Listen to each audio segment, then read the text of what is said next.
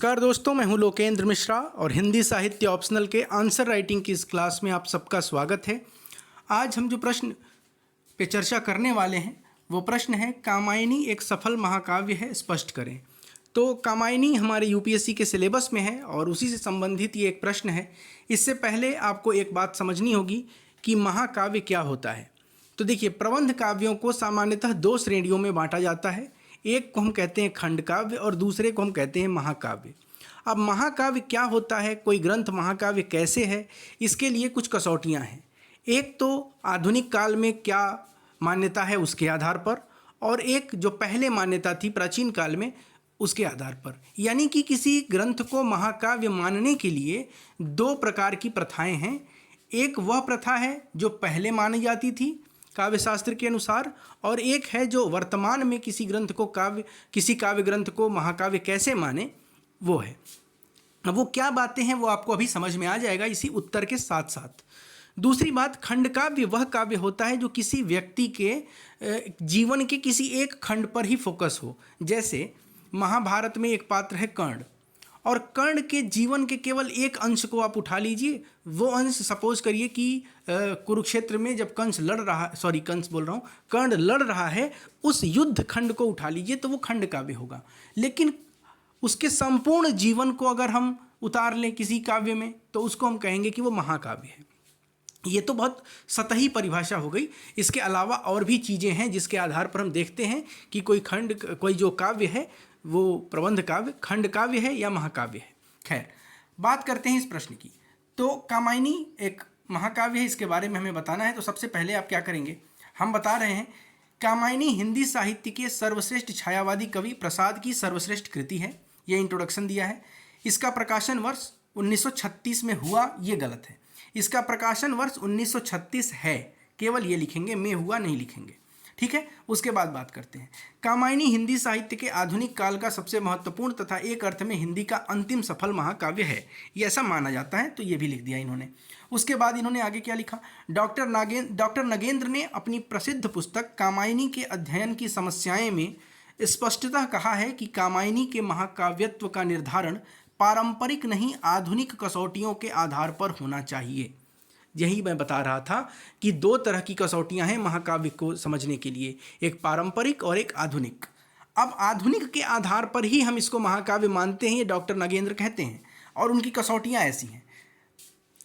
किसी ग्रंथ को महाकाव्य मानेंगे, आधुनिक कसौटियां क्या हैं। पहली कसौटी है कि उदात्त कार्य। इसका अर्थ है कि काव्य में रचना के महान उद्देश्य की प्रस्तावना होनी चाहिए। उद्देश्य महानता के साथ साथ गरिमा का भी निर्वहन करे। अब बात करें कामायनी, इसमें कहाँ तक खरी उतरती है, तो कामायनी में समरसता तथा आनंद की उपलब्धि को उद्देश्य बनाया गया है। यह उद्देश्य वैयक्तिक तथा सामाजिक दोनों ही दृष्टियों से उदात्त है। यानी कि पहला पॉइंट जो है उस आधार पर तो ये खरी उतरती है कामायनी। फिर बात करते हैं, व्यक्ति के भीतर यह ज्ञान, इच्छा व क्रिया का समन्वय है, जबकि समाज के स्तर पर यह विज्ञान, संस्कृति तथा राजनीति का समन्वय है, ठीक है। उसके बाद उदात्त भाव होना चाहिए। इसका क्या मतलब है, इसका अर्थ है कि काव्य रचना का अंगीरस उदात्त एवं गरिमापूर्ण होना चाहिए। देखिए यहाँ पे जो चाहिए लिखा गया है ये गलत है, ठीक है। चाहिए में ए नहीं होगा, केवल ए होगा, ये भी आप समझते चलिएगा। इस कॉपी को मैं जो इसमें गलतियां हैं वो भी आपको बताऊंगा। सामान्यतः वीर, श्रृंगार और शांत रसों को महाकाव्योचित अंगीरस माना गया है। अब अंगीरस क्या होता है, किसी भी काव्य का जो प्रमुख रस होता है उसे ही हम अंगीरस कहते हैं, ठीक है।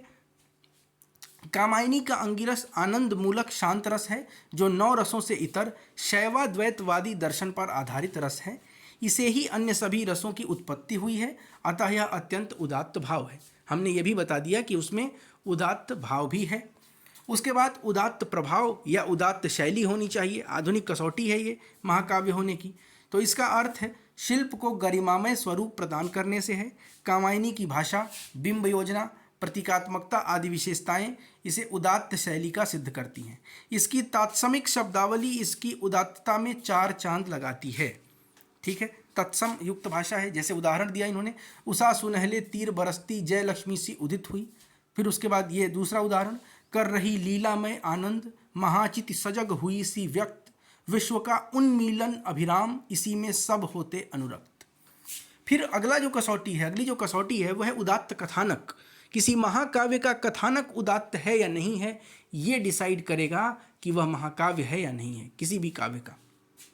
इसका अर्थ है कि काव्य रचनाओं की कथा की घटनाएं विराट हों तथा उनका प्रभाव पाठक व श्रोता के मन पर सम्मोहनकारी तथा गरिमापूर्ण हो। यानी कि उस चीज़ को पढ़ने के बाद पाठक वह न रह जाए जो पढ़ने से पहले था, उसके भाव में, उसके विचारों में कुछ परिवर्तन आए, उसके हृदय में कुछ परिवर्तन आए, उसको कहते हैं हम कि उदात्त कथानक होगा उसका। कामायनी में भले ही बाह्य जीवन तथा वातावरण के प्रसंग भले ही कम हों, परंतु आंतरिक जीवन के प्रसंग अत्यंत मौलिक, विराट एवं सम्मोहक हैं। स्वार्थपूर्ण अहंकार की पराजय, प्रथम नर एवं नारी का मिलन, पुरुष का भौतिक मार्ग पर चलकर पराजित होना, नारी की कोमल एवं त्यागपूर्ण प्रवृत्ति आदि को प्रसाद ने बहुत ही उदात्तता से प्रस्तुत किया है। अगर आपने कामायनी पढ़ी होगी तो आपको पता होगा कि वहाँ एक मनु है, वहाँ श्रद्धा है, वहाँ ईड़ा है, तो उसके बारे में ये बात कही गई है।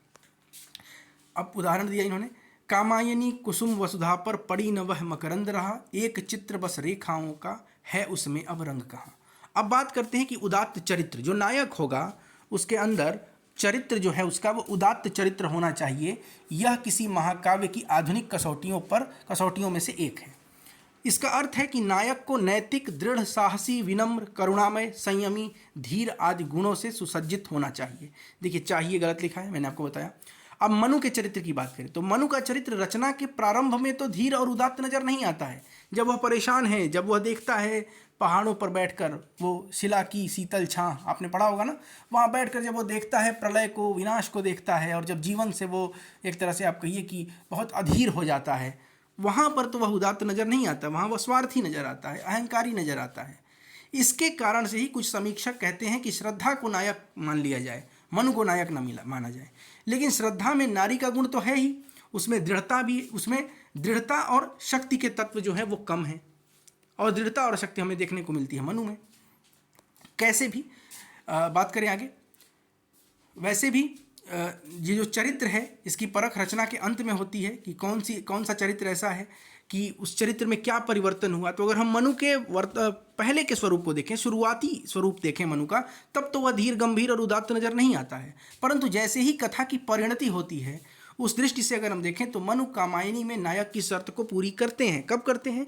जब कामायनी अंत होने वाला होता है, जब उनकी जब विचारों में परिवर्तन आ गया होता है, तब की बात है। तो उपरोक्त विवेचन से यह स्पष्ट होता है कि महाकाव्यत्व की पारंपरिक कसौटियों पर कामायनी भले ही महाकाव्य सिद्ध न होती हो, परंतु आंतरिक स्वरूप के आधार पर आधुनिक काल का सफल महाकाव्य घोषित होती है। इस तरह से इस उत्तर को हम समाप्त करते हैं। बहुत बहुत धन्यवाद दोस्तों। अगर आपने इस वीडियो को पूरा देखा है तो मुझे पूरा विश्वास है कि आप एक एक बात समझ गए होंगे, और अगर आपने एक बार भी कामायनी पढ़ी होगी, उसकी कथानक से अगर आप रूबरू होंगे, परिचित होंगे, तो ज़रूर आपको ये समझ में आया होगा और ये एक शानदार उत्तर आपको लगा होगा। ठीक है, बहुत बहुत धन्यवाद दोस्तों। अगर वीडियो आपको पसंद आए तो आपको पता ही है, लाइक करना है, कमेंट करना है, शेयर करना है अपने दोस्तों के साथ, और चैनल को सब्सक्राइब नहीं किया है, चैनल पर नए हैं तो सब्सक्राइब कर लीजिए। बहुत बहुत धन्यवाद। मिलते हैं नेक्स्ट वीडियो में